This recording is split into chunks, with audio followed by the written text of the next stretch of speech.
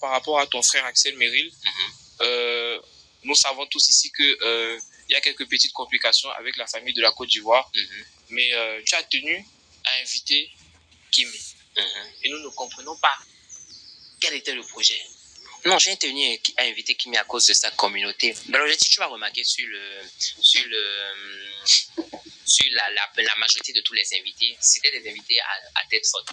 Quand tu parles de premier événement, tu as envie que ton événement réussisse, pour quoi qu'il arrive, tu vois. Parce que tu n'as pas envie que pour un premier événement, ça down, d'accord? Et pour ça, tu te dis que bon, ok, tu vas inviter des personnes assez fortes, en fait, avec une population assez forte, pour que justement ces personnes, de par leur venue, les personnes puissent être intéressées de se joindre à toi pour ton événement, parce que tu as invité des têtes qui sont parlantes, tu vois. Donc c'est directement ça. L'objectif, c'était du style, allons, l'événement doit réussir, essayons d'éviter Kimi parce qu'elle a une forte communauté, et on va voir ce que ça va donner. Donc c'est vrai que je ne me suis pas basé sur le problème qu'elle a eu avec mon ami et tout, mais j'ai directement invité par rapport à sa communauté et parce que dans ma tête en fait, il y a longtemps ce problème, c'est vrai que ça a duré pendant un moment, mais il y a longtemps il y avait plus ce problème ne refaisait plus surface, tu vois. Donc pour perso, j'ai pas vu qu'en fait en le faisant ça allait peut-être réveiller encore la tension qu'il y avait. Quelque chose. Donc je voulais juste me dire que on allait le faire ensemble parce qu'elle a une forte communauté et le fait qu'elle vienne ici, ça va pouvoir faire parler, etc. Tu vois. Donc c'est juste profiter entre guillemets de sa communauté, en fait de chaque communauté. Elle m'appelle Mabio, parce que même Mabio elle dit que si tu m'as invité aujourd'hui c'est parce que j'ai une forte communauté, tu sais que ça sera bien, ça fera parler ton événement, c'est un peu ça. Donc toutes les grandes stars que j'ai invités, c'est parce qu'ils ont une forte communauté, ça fera parler sur l'événement, c'était tout. D'accord, ça marche. Et j'ai aussi une question par rapport à ton frère Axel Merrill. Nous savons tous ici que il y a quelques petites complications avec la famille de la Côte d'Ivoire, mais tu as tenu à inviter Kimi. Et nous ne comprenons pas. Salut la famille, bienvenue sur notre chaîne Buzz Pro Max. Il y a plusieurs dossiers aujourd'hui, on va commencer à les traiter un à un. La famille, on n'a pas trop de temps parce que bientôt on doit aller se préparer pour aller au travail. On va vite traiter quelques dossiers là. Oui, Jojo le comédien, j'admire ta sincérité sur ce cas-ci. Je n'ai pas dit que tu es toujours sincère. Hein? Ouais. Mais sur le cas-ci, j'aime ta franchise. Tu as répondu clair et net. Tu n'es pas venu taper la bouche comme certains devraient faire. Oui. Certains qui posait la question, ils devaient non, hein, j'ai invité Kimi parce que, bon, oh, c'est ma petite soeur, oh, je l'aime beaucoup, hein, c'est monté de Saint-Jean. Non. J'ai invité Kimi à cause de sa communauté. Comme c'était mon premier événement, il fallait s'assurer que tu invites les têtes. Oui. Comme par exemple Mabio. Mabio est sorti et dit que oui, tu m'as invité à cause de ma communauté. C'est vrai. On va faire comment? Il a invité les gens qui ont une communauté. On ne va pas t'inviter. Toi, tu as peut-être 30 000 abonnés. On t'invite. Tu as peut-être 30 000 abonnés. On t'invite. Tu as quelle communauté? Non, dites-moi. Tu as peut-être 10 000 abonnés. Il a invité les gens que, bon, la majorité là-bas, c'est qu'ils ont une communauté, bon, bien grande. La majorité, les pitchounettes ont à combien? 1 700 000 personnes. Samuela, 900 000. Hein? Kimi a 2 millions, combien? 800 000. Oui. Vous comprenez un peu. Donc, il a répondu clairement. J'ai fait une vidéo. Le titre, c'est quoi? Le titre, c'est sur ma page. Le titre, c'est quoi? C'est j'ai invité Kimi pour le buzz.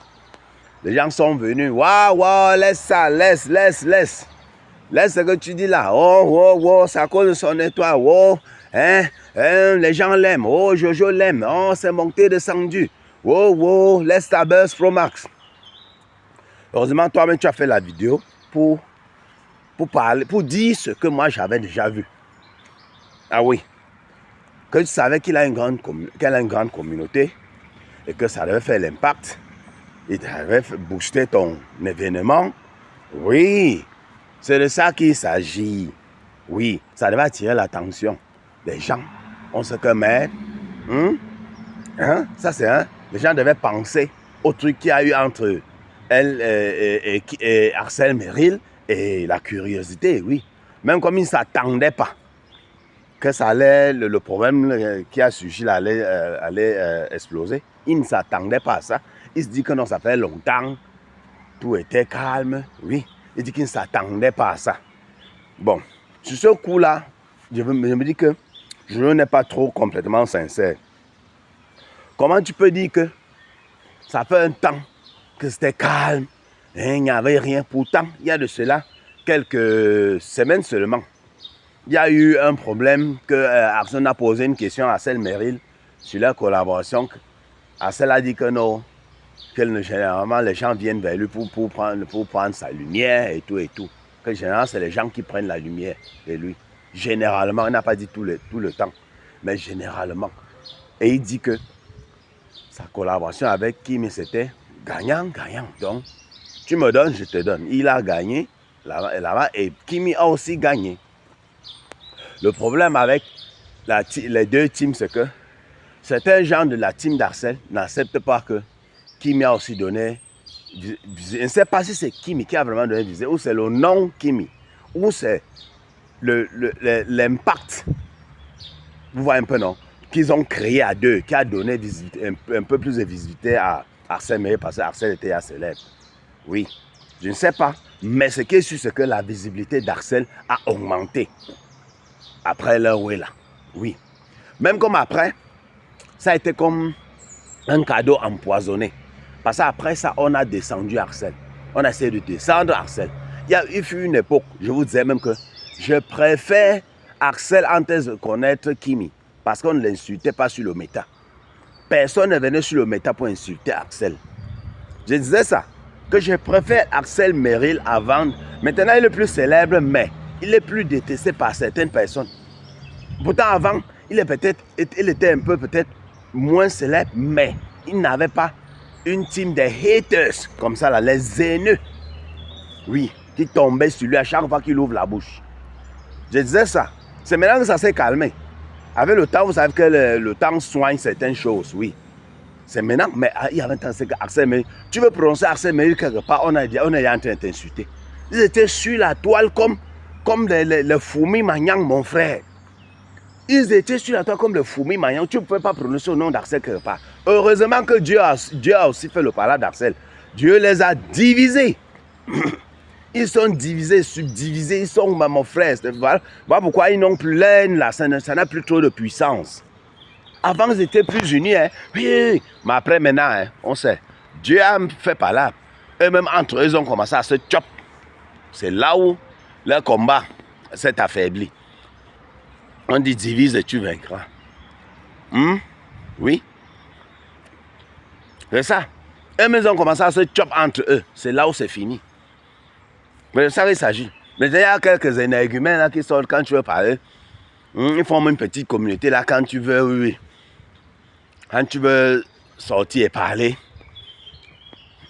d'Arsène Merrill, ou bien tu veux prononcer le nom Kimi, ils viennent toujours là, timidement, là, ils viennent faire leur petit truc, petite danse bafia là. Oui. Mais avant, donc je disais donc que non, je préférais Arsène Merrill avant leur collaboration. Parce qu'au moins, il n'était pas trop connu comme. Mais il n'avait pas les haters. Son nom n'était pas sali. On ne décidait pas d'enregistreur, de manipulateur. Ouais, c'est comme ça. Oui. Mais par contre, Kimi a sauvagement gagné. Elle a gagné. Plusieurs tatas sont déjà que sponsors ici, ou ceci, cela. L'État achète ses palettes juste parce que elle sympathise avec elle. C'est pas parce qu'elle ne voit pas le chemin d'aller dans les boutiques cosmétiques pour acheter les L'Oréal ou bien machin. Hein. Non, elle achète ça pour soutenir. Ils ont bien le L'Oréal, les Givenchy là-bas, les Carolina Herrera qui partent prendre quand ils veulent vraiment se mettre, faire leur make-up. C'est de ça qu'il s'agit. Mais ils achètent pour qu'ils mis en stock, ils stockent à la maison même. Ils partagent même au quartier, juste pour soutenir la petite. Vous comprenez un peu? C'est de ça qu'il s'agit. Voilà pourquoi je vous avais toujours dit, quand Diana Bouli sortait ces Diana machin truc là, j'ai dit, il ne fallait pas investir dans ça. Elle-même, elle a compris. C'est un truc que, à un premier moment, les gens vont acheter pour te soutenir, c'est tout. Mais ce n'est pas un produit qui va perdurer.